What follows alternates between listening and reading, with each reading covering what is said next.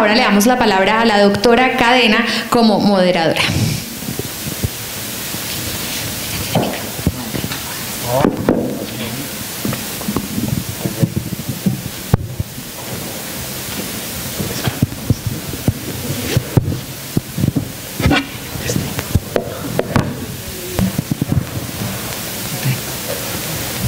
Bueno, buenas tardes a todos. Muchas gracias a la Andy por la invitación a coordinar este panel. Gracias a Rodrigo por habernos hecho la presentación sobre el reporte de la nueva economía climática.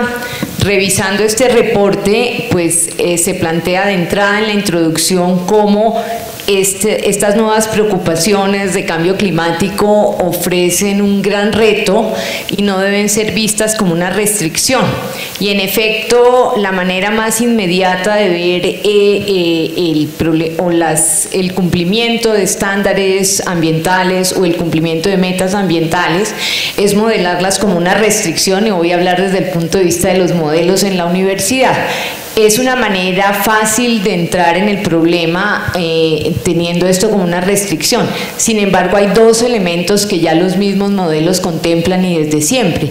Que primero, para reproducir lo que es la situación actual de las economías, hay que hacer otras restricciones adicionales en los modelos, porque las economías y los sistemas energéticos, agropecuarios, y en el sistema energético estoy incluyendo el transporte, de entrada muestran ineficiencias que tienen que ser forzadas para poder representar la realidad.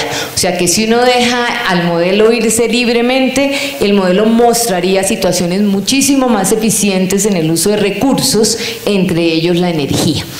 Y segundo, desde el mismo punto de vista académico de la universidad, cuando uno dice, bueno, el tema ambiental es una restricción, los mismos modelos ya lo presentan en la manera de escribirlo matemáticamente como una gran oportunidad, porque mirando el largo plazo, que es lo que le permite a uno, y creo que lo valioso de preocuparnos por el tema del clima, es que estamos forzados a mirar mucho más allá de lo que estamos acostumbrados, por lo menos en Colombia.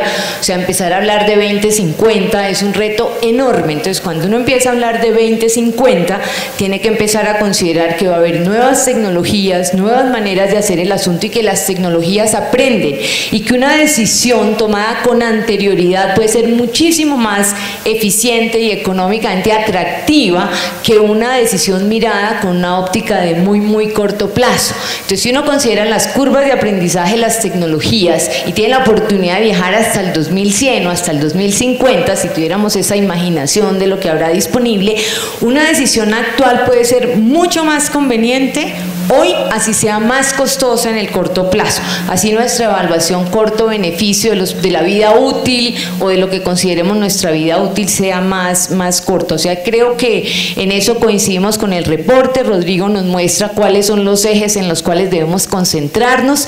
Yo siempre he insistido que para el caso colombiano, además de los recursos y acceso a la energía, tenemos que hablar de acceso al agua. No es solamente un problema de energía, es también un problema de agua, pero aquí estamos más las empresas energéticas hoy en día, más el tema de la financiación. Yo quisiera preguntarle a las empresas que están aquí, voy a empezar por Silvia, y son empresas del sector energético que, si bien en Colombia no son las más contaminantes, van a ser el foco de la atención en los esfuerzos que hagamos, porque indudablemente después de todos los análisis es donde está la mayor posibilidad de empezar a mostrar resultados. Eso es indudable. Es mucho más difícil pensar en el sector agropecuario con pequeños agricultores, de empezar a hacer una transformación, o en los mismos consumidores, que para tener una aproximación mucho más limpia y sostenible tenemos todo un proceso educativo que llevar adelante. Aquí hay empresas que han mostrado ser muy limpias, todas las del grupo de cementos. Aquí hay empresas que lo están haciendo muy bien, empresas del sector energético sobre las cuales seguramente se va a dirigir la atención en el cortísimo plazo.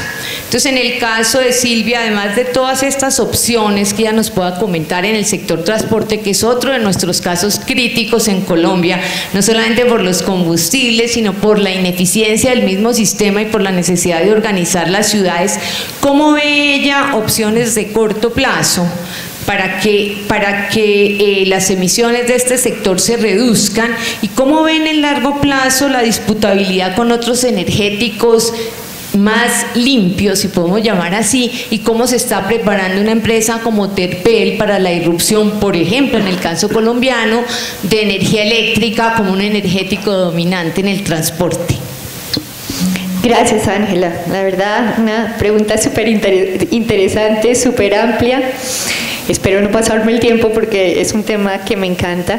Terpel hace varios años ha estado preocupada por el tema de la sostenibilidad y cada vez creo que le apuntamos más a hacer cosas que en el largo plazo van a ser muy importantes. Entonces, no sé, empezamos definiendo unos modelos que de hecho hoy cuando veía el caso Argos y veía cómo tenían armado el modelo de sostenibilidad, se parece mucho al modelo de sostenibilidad que tiene Terpel con todos los actores que representan desde algún lado los intereses del país frente a nosotros también. Y en cada caso hemos definido corporativamente, aunque lo trabajamos desde todas las áreas, hay un área en específico que coordina todas las acciones. Y digamos, en esta evolución que hemos venido teniendo, decidimos hacer una investigación bastante, diría yo, juiciosa, incluso auditada por auditores de estos temas de sostenibilidad. Llegamos a medir la huella de carbono, a decir qué porcentaje de lo que hacemos nosotros tiene más implicancia en esa huella de carbono y como tú dices, Ángela, y la verdad yo no era tan consciente en ese momento, el transporte es definitivamente lo que más produce en Terpel la huella de carbono. Un transporte que nosotros contratamos en un 90%, pero hay otro transporte que también es interno. Entonces empezamos, la otra es la generación de energía eléctrica. Entonces empezamos ya no a hacer cosas puntuales y no quiero para nada no valorar las cosas puntuales que veníamos haciendo porque son muy importantes. Por ejemplo, no sé, cosas que parecerían no tan importantes como las bolsas de las que hablabas tú. Tenemos un programa en Barranquilla, en Malambo, donde financiamos a muchas señoras de todo ese sector para que tejan las bolsas de plástico. Esas bolsas de plástico se tejen, se vuelven carteras que hoy, por ejemplo, se están vendiendo en Disneylandia.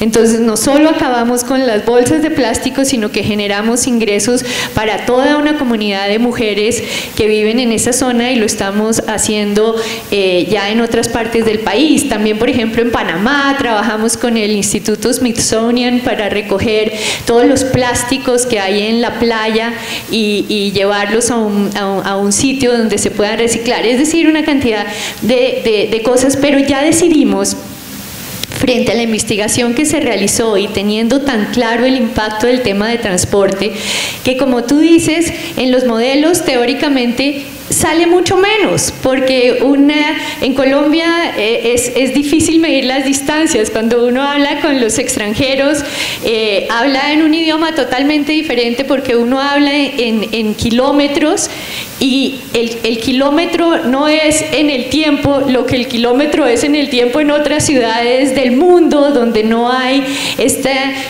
digamos, no es un problema, es simplemente como es Colombia en su tema geográfico que hace que las distancias sean mucho más grandes de lo que parecerían ser. Yo creo, por ejemplo, que el tema de las 4G va a reducir mucho los costos de transporte y la generación de carbono porque hace que sea más eficiente el transporte. Entonces, estamos mirando cosas, por ejemplo, como el GNV. El GNV, el gas natural vehicular, es un gas que produce mucho menos impacto sobre el ambiente de lo que producen los otros combustibles. Y en eso nos hemos empeñado absolutamente. Terpel hoy es la compañía que financia más del 50% de las conversiones a GNV. Eso tiene un impacto bien importante. Estamos financiando con la Universidad Universidad Tecnológica de Pereira muchas investigaciones para combustibles que vienen de la agricultura y que no reemplazan temas alimentarios.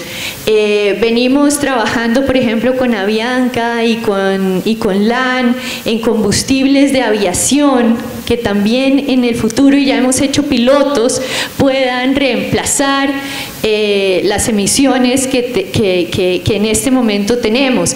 Tenemos también, por ejemplo, cosas como un bosque que creamos en una de las plantas donde encontramos mayor contaminación. Tenemos 80 hectáreas con cerca de 10.000 árboles que hemos sembrado para mitigar un poco estos efectos. En el tema de electricidad, yo creo, y ahí mezclamos un poco el largo plazo, ya estamos empezando un piloto, Ángela, que yo creo que vamos a mostrar dentro de muy poco con energía fotovoltaica, donde vamos a ahorrar el 45% de los gastos de energía. Y el siguiente paso, cuando me hablas del largo plazo, es que Terpel tiene 2.000 estaciones de servicio en el país, que es la mitad de las estaciones de servicio del país que hay, y estamos soñando, ahí sí soñando, pero yo creo que soñando con algo muy, muy claro y que ya hemos estudiado, que es que los techos de las estaciones de servicio tengan placas de energía solar que nos permitan, no solo durante el día, porque ese era el problema, sino durante el día y la noche podamos generar energía, y nos reduce, no sé, los estudios nos muestran más del 38% de la energía que tenemos. No sigo porque hay muchas más empresas, pero tendría mucho más por contar.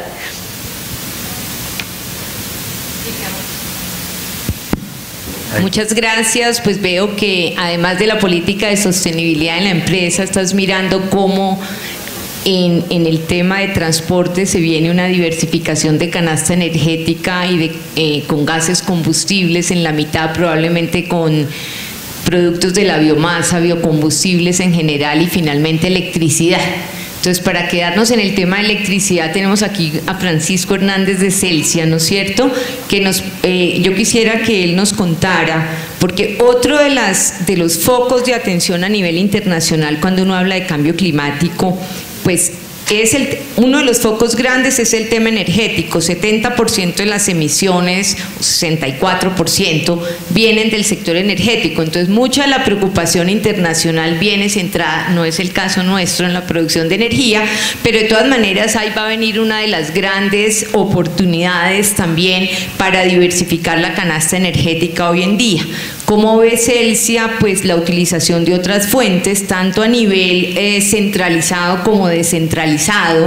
¿Y cómo ve, por ejemplo, la innovación en temas de acumulación y cómo se está preparando para estos cambios, que aunque nuestra canasta no sea la más contaminante desde el punto de CO2, van a ser ofertas que vamos a tener sobre la mesa para tomar y para anticiparnos a lo que pueda ser el futuro de la producción de electricidad? Y si se cumple alguno de los escenarios de la unidad de planeación de un mundo eléctrico, donde, dadas las condiciones de Colombia, esto va a ser un país donde la electricidad va a ser el energético dominante en muchos usos, pues cómo se están preparando y cómo ven la inversión que se debería hacer en innovación para poder lograr algunos resultados interesantes. ¿Qué barreras hay? Okay. Bueno, muchas gracias por la pregunta. Mira, quisiera primero señalar algo del sector energético. Creemos que de por lejos el sector energético es el que conoce más el comportamiento de las variables de la naturaleza en este país. Todas las empresas tenemos sistemas de medición, llevamos muchos años midiendo, y eso nos da pues alguna autoridad para saber o para poder tener escenarios de qué puede pasar. Como tú dices, la unidad de planeación energética tiene un escenario del país eléctrico, donde el utility dominante será la energía eléctrica. Desde Celsia hemos estado trabajando este tema con la filial EPSA en los temas de movilidad eléctrica. Estamos desarrollando unos pilotos con unos buses del mío que funcionan con electricidad. También la movilidad urbana, consideramos que es muy importante, las electrolineras, y en este momento estamos desarrollando ya una canasta relacionada con energía renovable a partir de paneles fotovoltaicos. Tenemos un laboratorio para estudiar el comportamiento de diferentes tecnologías fotovoltaicas. Lo tenemos también en EPSA, en el techo, para más señas, como siempre, todo lo eléctrico, todo lo voltaicos en techos. Y en este momento hemos instalado en la Universidad Autónoma de Occidente todo un sistema, digamos, de electricidad sostenible, que le da un valor agregado pues al campus, que es un campus muy bonito, muy organizado y diseñado para ser sostenible. Así las cosas, nosotros tenemos en este momento un mix energético muy equilibrado, digamos 50% es energía hidráulica y el otro 50% o el otro 48% es térmica, y tenemos un pequeño componente eólico. Para mirar la dimensión de lo de la huella de carbono, simplemente les hago la siguiente mención. Nosotros medimos la huella de carbono de nuestras plantas y encontramos que para el año 2014 la huella de carbono generada es de 1.3 millones de toneladas de CO2 equivalente, de los cuales el 98% es generado por 2 plantas térmicas que tenemos. Adicionalmente tenemos otras 26 hidráulicas que generan ese pequeño 2%, ¿cierto? A la vista de esa perspectiva y de la necesidad de desarrollar nuevas tecnologías, como les señalaba, entonces estamos buscando temas disruptivos que tengan que ver, por ejemplo, con la generación de trienergética. Estamos trabajando en temas relacionados con riego solar, sobre todo en el Valle del Cauca. Tenemos bastante trabajo en esa zona. La incineración de biomasa para generar energía eléctrica, las oportunidades de cogeneración muy eficiente con combustibles fósiles, pero de carácter distribuido, no de carácter centralizado. Entonces, bajo una canasta de una cantidad de opciones, y como tú lo dices, hay un salto donde uno dice, bueno, si yo me decido hacer eso hoy, primero que todo, en los modelos económicos, eso a uno no le da, ¿cierto? Pues en los modelos normales, ¿cierto? En los modelos cuando uno considera que el medio ambiente es una restricción, cuando uno considera que el cambio climático es una restricción. Nosotros hemos estado estudiando el tema y, como tú lo mencionabas antes, realmente el cambio climático ofrece riesgos, ¿cierto? Pero también ofrece oportunidades, ¿cierto? Oportunidades de desarrollar nuevos productos, oportunidades de mitigar la misma huella de carbono, y consideramos además que para poder trabajar estos temas necesitamos un apoyo, digamos, del gobierno, desde las unidades de planeación, desde el Departamento Nacional de Planeación y en especial de las autoridades ambientales, en el entendimiento de que este tipo de tecnologías pues, son complejas, tienen efectos que aún no conocemos realmente, ¿cierto? Todo el mundo es, digamos, alegre con la eólica, feliz con la fotovoltaica, pero finalmente también tienen efectos ambientales. La ley de la termodinámica es muy clara, la segunda ley, o sea, todo tiene efecto, algún efecto, ¿cierto? Entonces también estamos analizando cómo combinar este parque que consideramos renovables con digamos el antiguo parque, que es el parque térmico, el parque hidráulico. Y hay un detalle muy importante, y es cómo se acoplan los proyectos de renovables a la red existente. Los proyectos de renovables no se pueden conectar directamente a la red. Tú eres ingeniera eléctrica, ¿cierto? Y entonces sabes cómo. Era, bueno, pero todavía le quedó el cartón. El tema es que un tema muy importante es cómo acoplar los renovables al sistema de transmisión nacional, porque las energías de este tipo no tienen, por ejemplo, una cosa que se llama inercia, y entonces funcionan diferente. No es que yo ponga una planta eólica y la conecto al sistema nacional, sino que tengo que hacer una serie de adaptaciones.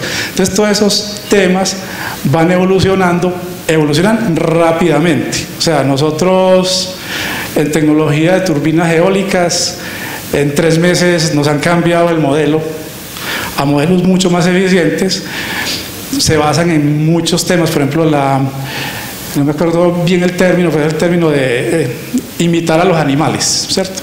Entonces las turbinas ahora, por ejemplo, nos mostraban unas que funcionan similar, para no hacer ruido, a las plumas de las lechuzas. Esas son cosas como curiosas. Las lechuzas no hacen ruido cuando vuelan por la forma que tienen en sus plumas. Uno de los problemas que tienen las aeroturbinas es la bulla, el ruido. Bulla en el lenguaje de la costa, ¿cierto? Pero yo soy de Antioquia. En fin, total, nosotros estamos comprometidos en ese tema, estamos avanzando rápidamente. Consideramos que el foco, o sea, la sostenibilidad en Celsia, pues incluye la gestión de las emisiones, pero se basa en un criterio de innovar, ser disruptivos. Hay que dar pasos adelante, hay que aventurarse. Eso es a lo que más le tiene miedo, digamos, la empresa, pues porque obviamente la aventura tiene que ser con control, pero consideramos que tenemos las capacidades y el sector energético es un sector, digamos, bastante técnico para afrontar estos retos. Gracias, por darnos un panorama. Creo que hay una cosa que yo quiero resaltar, ya la presentó la vicepresidenta de Argos, pues todo el tema de restauración de cuencas es crítico en el caso colombiano y es crítico también para reducir la deforestación, y desde ahí las empresas del sector de generación eléctrica sí que pueden contribuir a mirar que sus inversiones del 6% de las ventas brutas de energía se destinen a restauración de cuencas, que sería un gran aporte para reducir problemas de clima.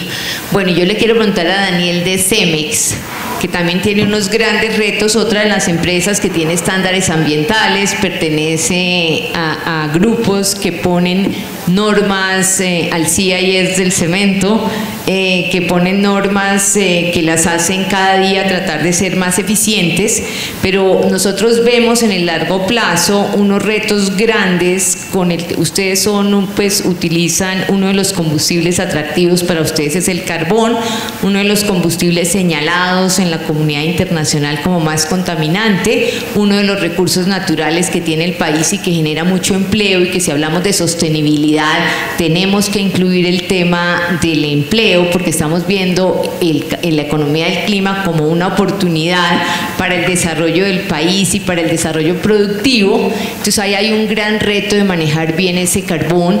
Miramos alternativas que ustedes nos ayudaron a mirar, como el uso de biomasa, miramos alternativas como la captura de carbono de los hornos, que son bastante costosas todavía, pero en las cuales pues habría que pensar, que nos gustaría ver la opinión de Cemex en esa dirección.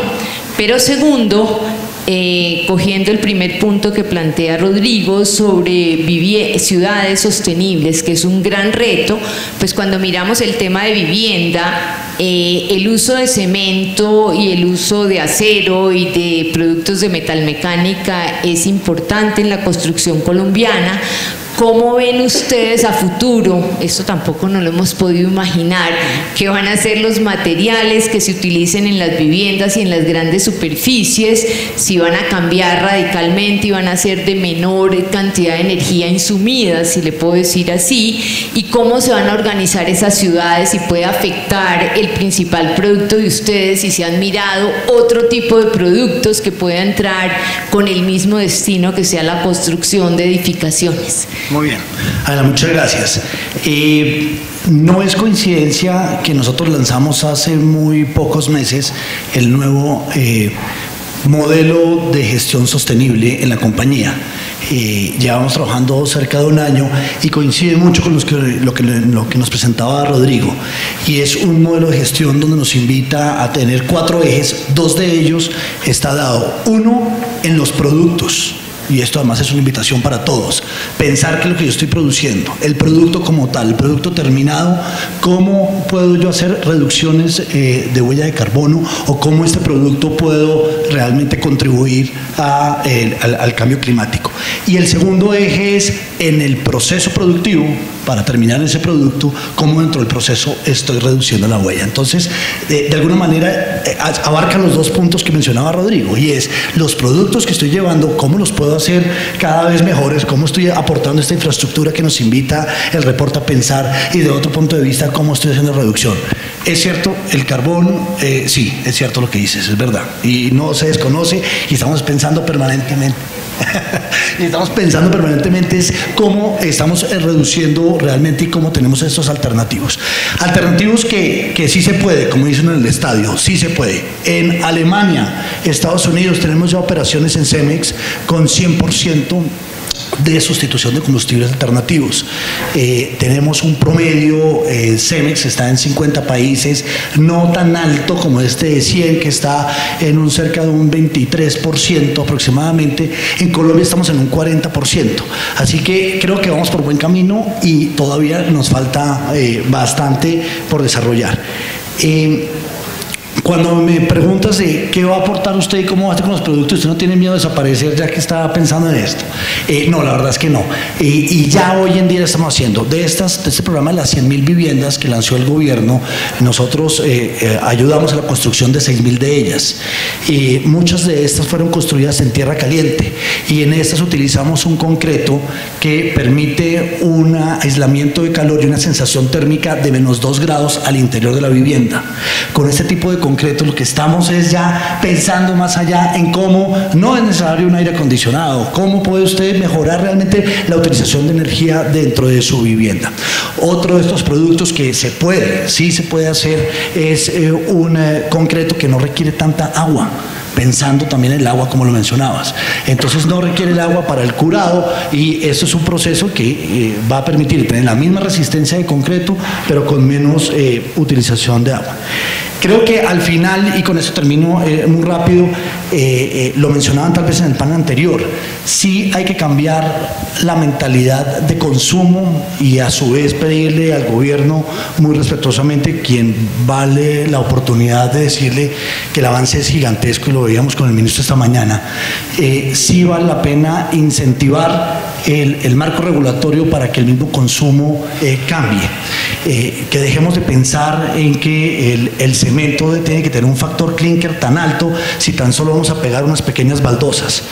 Se requiere para cuando vamos a hacer algo estructural, pero si no podemos hacer el cambio de norma técnica para poder utilizar menos clinker dentro del cemento, y esto va a generar a su vez un impacto en la reducción de la huella de carbono. Paro ahí, pero me preguntas ahorita más, por favor. Gracias. Sí que es interesante lo que planteas, porque cuando uno hace los análisis de vivienda en Colombia, y no solamente de vivienda en Colombia y de consumo de energía, lo que encontramos nosotros es que en la vivienda urbana el consumo de energía está por debajo de los niveles de confort establecidos, igual cuando uno usa un modelo de referencia.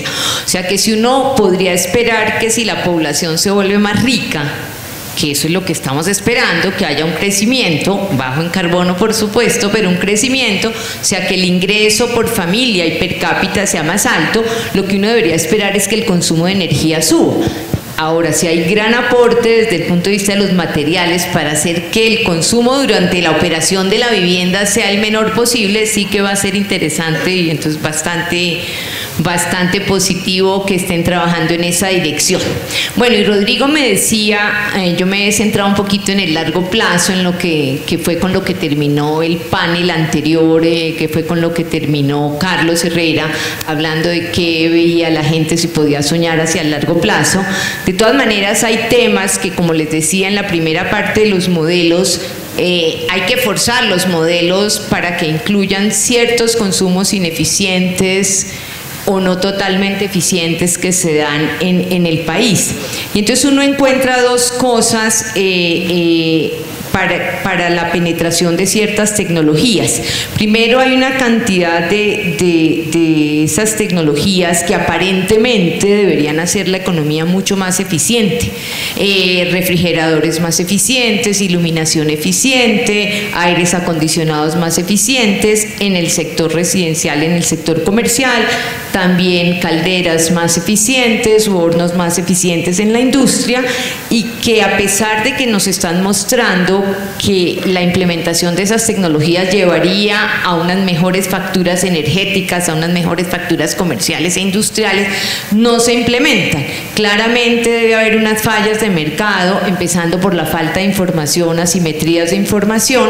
Claramente debe estarse presentando lo que los economistas están señalando hoy como la inatención racional, the rational inattention del consumidor, o sea, el esfuerzo que debe dedicar el consumidor para tener mejor información o para tener el equipo es mayor que lo que él valora los beneficios de cambiarse a una nueva tecnología. Y además de todo, hay barreras financieras son las más mencionadas, y barreras comportamentales. En el tema de las barreras financieras, lo que uno ve, y cuando analiza el largo plazo, que es donde, repito, nos pone esta economía, hablar de 50 y 100 años, pues la discusión se pone un poquito álgida. ¿Cuál es la tasa de descuento intergeneracional que debemos usar? Esa tasa, desde el punto de vista de los ambientalistas, debería tender a cero, o debería tender en Colombia, en un ejercicio que se hizo, al 4%. Sin embargo, no es la tasa que los industriales están esperando para sus inversiones en el corto plazo, pues dado la angustia de recursos que tenemos en el presente. Entonces, desde el punto de vista del financiamiento, ¿ustedes cómo miran las dos cosas? El apoyo a temas de eficiencia energética que le remueva la barrera, eso es para el corto plazo, la barrera por lo menos financiera, que eduque al consumidor y que levante esa racionalidad limitada que tiene el consumidor cuando toma sus decisiones, uno.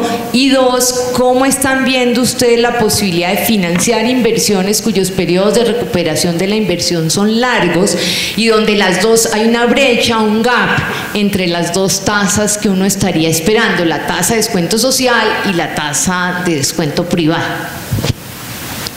Bueno, Ángela, muchas gracias por la pregunta, y gracias a la Andy por darnos la oportunidad de, como sector, contar qué estamos haciendo y cuál es nuestro rol dentro de toda esta problemática que tenemos de cambio climático.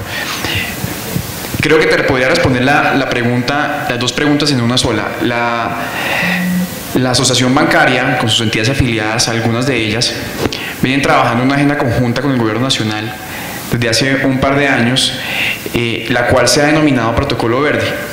El Protocolo Verde es una estrategia que abarca 4 ejes principales. Tenemos una que creo que responde a tu pregunta, la primera, o la segunda tal vez, y es la elaboración de productos verdes. Es dentro del sector, dentro de la oferta que tiene el sector bancario, dejar unas líneas específicas para proyectos de sostenibilidad, de desarrollo sostenible. La segunda línea es ecoeficiencia, y esto lo adoptamos en cada una de las instituciones financieras, y es ver cómo cada una se compromete con esta problemática y asume de manera autónoma, interna, lo que le corresponde en cuanto a las medidas que hay que tomar para compensar y tratar de mitigar los efectos del cambio climático. La tercera, que es muy importante, y es la del análisis de riesgos ambientales y sociales. Resulta que para el análisis de un crédito normalmente siempre se toma como parte del estudio los riesgos operativos, el riesgo de mercado, en fin, hay un sinnúmero de riesgos que son evaluados a la hora de otorgar un crédito, y a esto le estamos incorporando unos riesgos sociales y ambientales para que sean tenidos en cuenta a la hora de otorgar créditos, especialmente para proyectos de infraestructura, donde exista realmente una posible afectación en términos de climático, ambiental o algunos efectos sociales. Y por último tenemos lo que sería comunicación y divulgación, y es como comunicamos y contamos sobre qué estamos haciendo dentro de la estrategia de Protocolo Verde, ¿sí? Y pues obviamente también comunicamos al sector real, a ustedes, los empresarios, para que conozcan que desde el sector financiero hay la posibilidad de acceder a unos productos y unas líneas que seguramente tienen unas tasas preferenciales. Esa es digamos que estamos buscando, es al final tener unos incentivos para que pueda hacer de esa manera, ¿sí? Y puedan obviamente acceder y financiar sus proyectos de sostenibilidad, desarrollo sostenible, ¿sí? Con todo el apoyo y respaldo de un estudio previo por parte de las entidades financieras y con el análisis del impacto que esos proyectos puedan generar. Muchas gracias. Muchas gracias, Andrés Felipe. Entonces, bueno, Rodrigo, finalmente para terminar este panel, Rodrigo va a interrogarlos también si ustedes quieren y el público. Pues aquí tienes unas empresas del sector energético donde me imagino el ministerio está poniendo el foco, como decía yo al principio, en temas de esfuerzo, de mitigación, en temas de aporte a la adaptación. Entonces, ¿qué expectativas tienes? ¿Cuáles son como los retos o las exigencias que creen que el sector productivo y estas empresas del sector energético tienen que acometer? Está el sector financiero muy alineado con ustedes, entonces ¿qué les puedes comentar de qué son los planes que hay con miras a la conferencia de partes de París, y cómo ves los aportes o los incentivos o los instrumentos que está el gobierno estudiando para poder garantizar que esos retos que vas a plantear sean cumplibles? Ángela, muchas gracias, y también muchísimas gracias a la Andy por la invitación. Creo que ya puedo agradecer ya en papel de panelista, ya no me toca presentar obviamente el reporte, y me siento un poquito más libre.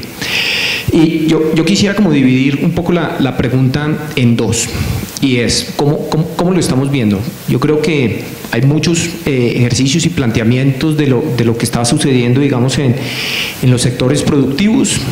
Y yo creo que hay una cosa que lo podemos ver desde los departamentos de gestión ambiental de los diferentes, digamos, empresas, y es mucho de lo que hemos visto aquí, pero hay otras cosas que yo lo estoy viendo ya como desde el tema del gobierno corporativo, de esa toma de decisión mucho más arriba, que es la que nos plantea reinventarnos, volvernos. El tema de cambio climático nos pone a pensar un poco más allá de lo que es un departamento de gestión ambiental. ¿Y por qué quiero decir eso? Y digamos, ejemplos pueden haber muchos, y creo que algunos los tocaron en el transcurso del día. Y uno se pone a ver, la tecnología nos pone unos retos importantes, como pudo haber sido, y uno pone un ejemplo del beta, VHS, Betatonio, Blockbuster, Netflix, Blockbuster, chao, desapareció. Y esto va a ser como grandes de los retos que nos van a plantear y que se nos plantean en el desarrollo de este proceso. Entonces, definitivamente, hablar aquí de eficiencia, de ciudades, digamos, de sostenibilidad, no es nada diferente a hablar del mismo lenguaje en el que ustedes hablan en las juntas directivas: competitividad, sostenibilidad, retorno y demás. Eso es el reto que nos pone el cambio climático. Por eso les digo, creo que hay que dividirlo en dos puntos. Uno, el Departamento de Gestión Ambiental, que es el que está creado ya por un decreto del 1299 de hace como 6-7 años, que creamos nuestros departamentos y demás. Pero otro es cómo ver esto a visión a largo plazo. Y en ese marco, un poco lo que se está planteando, digamos, en París es: creo que Colombia es uno de los países más preparados o con mejores estudios para poder tomar una decisión de qué es lo que debería pasar en este país. Obviamente teniendo en cuenta análisis económicos también de qué es lo que significaría este proceso. Entonces estamos mirando cómo sectorialmente se pueden reducir las emisiones, y lo veíamos un poco en la presentación de la nueva economía del clima. Hay un campo de acción para los diferentes sectores que nos permitirán definitivamente reducir unas emisiones, que lo que nos hace es que seamos más competitivos, más sostenibles. ¿Y por qué lo digo? Yo creo que hay unas agendas que se van a cruzar muy rápidamente: una agenda de cambio climático, una agenda de libre comercio, una agenda de comercio, de TLCs. Eso se va a empezar a cruzar muy rápidamente, y ahí es donde tenemos una oportunidad de ganar unos puntos, porque nos hemos venido preparando frente a lo que se viene en próximos años, sí, dependiendo de los resultados que salgan en París. Entonces también creo que es importante, hay diferentes alternativas para lograr esto de una manera acertada o acelerada o equitativa, y empiezan a salir cosas. Llamémoslo por el momento precios al carbono. ¿Sí? Y cuando digo precios al carbono, ahí hay un sinnúmero de acciones y puede ser un mercado de carbono, eso podría ser, o tasar algunos procesos que son los que puedan estar acompañando nuestras mayores emisiones, o podría ser un impuesto al carbono. Es decir, hay diferentes formas para trabajar en este proceso, pero yo creo que también es importante entender qué es lo que está pasando en Colombia y cómo son nuestras emisiones para realmente apuntar a lo que realmente, donde realmente están nuestras emisiones. Y yo creo que en ese sentido estamos haciendo todo el esfuerzo, todos los análisis, todo el acompañamiento técnico para tomar una decisión que sea acorde con las necesidades del país. Entonces, no quisiera dejar el mensaje tampoco de que vamos a establecer una u otra opción, sino que seguramente pueden haber unas que estén asociadas al sector forestal, otras que puedan estar asociadas al sector transporte, otras que puedan estar asociadas, como lo estamos haciendo, en incentivos asociados, digamos, en el marco de la reglamentación de la ley 1715. Mejor dicho, hay una serie de posibilidades que nos permiten atender de una y otra manera este proceso, digamos, que buscaríamos plantear en París de esta reducción de esas emisiones.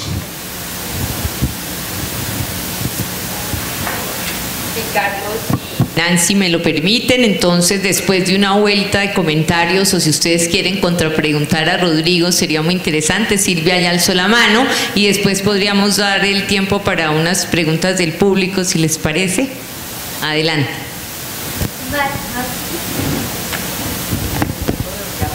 Hola.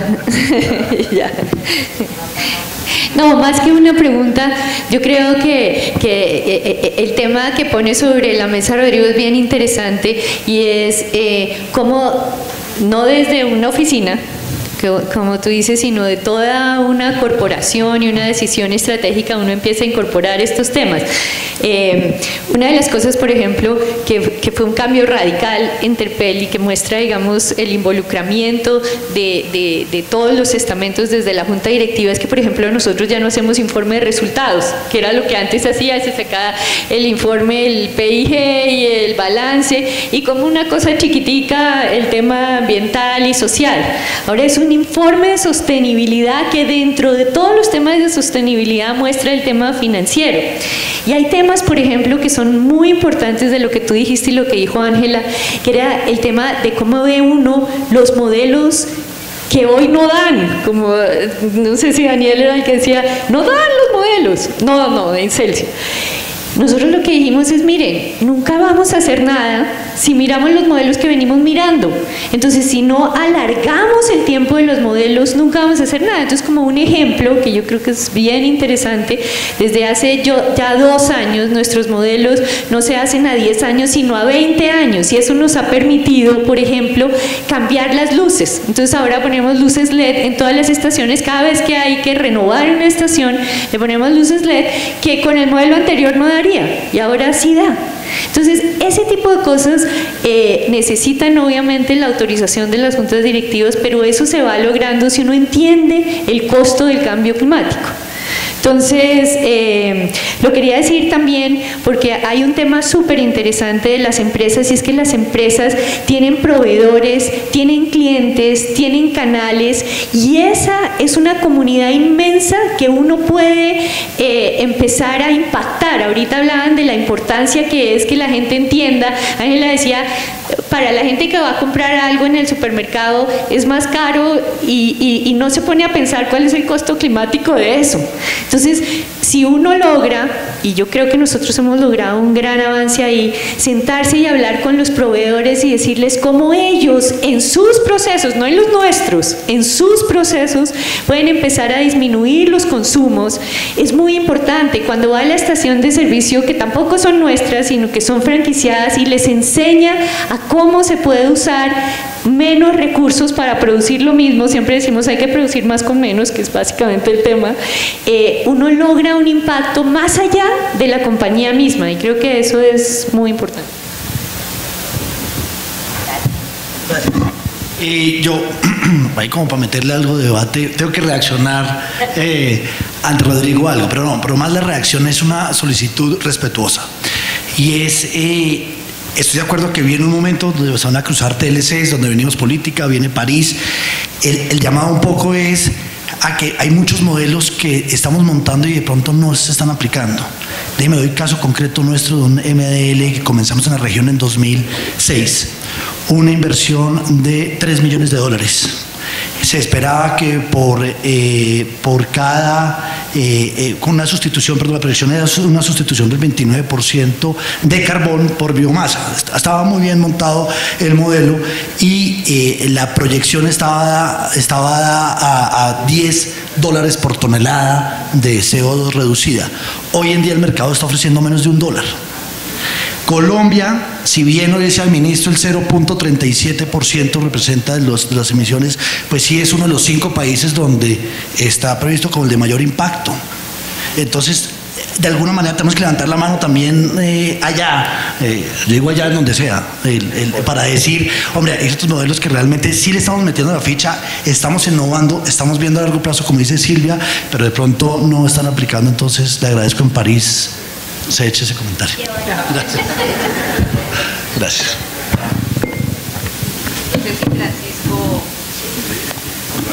Ok, bueno, un comentario desde los generadores, y es el tema de la hidroelectricidad. O sea, ese es el potencial mayor que aún prevalece en el país.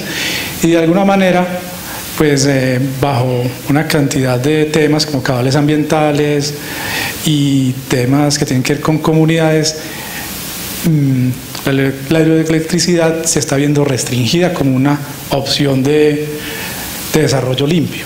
Y quiero dejar pues como ese tema planteado, porque desde el sector pues hemos encontrado que digamos que estamos pasando de pues ya ni el carbón ni la hidroelectricidad, sino que estamos pasando directamente a la tecnología renovable. Debemos hacer una transición, entonces debemos aprovechar ese recurso, simplemente es eso.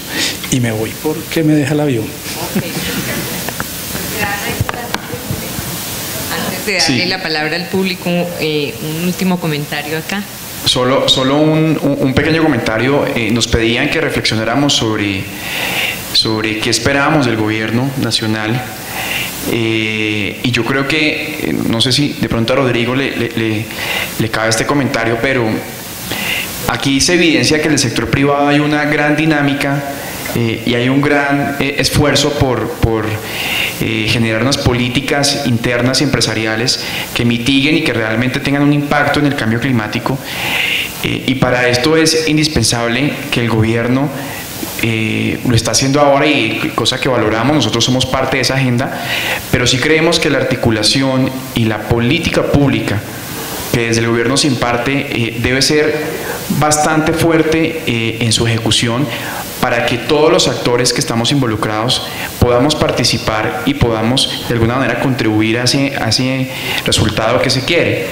El llamado es un poco a que el gobierno nacional, no solamente a través de regulación, no creo que sea la única vía, pero sí tiene en su tarea de articulador entre el sector público y privado y los diferentes actores, tomar ese papel y asumirlo y empezar a socializar o a llevar a la práctica, inclusive al interior del propio gobierno, que es, creo que no sé si sea el principal contaminador, pero seguramente lo debe ser, no sé, al interior de las entidades públicas. Yo hice parte del gobierno nacional y sé, en una entidad pública, y sé que estos temas no están muy interiorizados. Entonces sí hay un reto bastante grande y hay un ejemplo del sector privado que el gobierno nacional puede tomar y empezar también con base en eso, darle unos lineamientos de una política pública que de verdad genere el resultado que se quiere, para que al final tengamos lo que realmente pues queremos, ¿no? Y es mitigar y disminuir pues la mayor cantidad posible del impacto de cambio climático.